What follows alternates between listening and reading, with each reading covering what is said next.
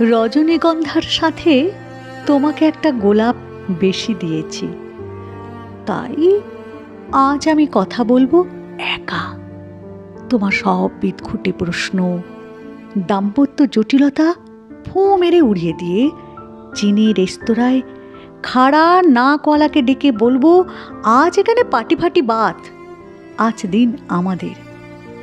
উৎসবের মাঠে বসে মনে মনে ছেঁড়া ঘাস ছুঁড়ে দিই। তোমার বোতাম খোলা বুকে মনে মনে দুচক্কর ঘুরে আসি সীতাকুণ্ড পাহাড়। মনে মনে তোমার পুরু ঠোঁটে এলোমেলো চুমু খেতে খেতে সাহসে কেঁপে ওঠে অহল্যা শরীর।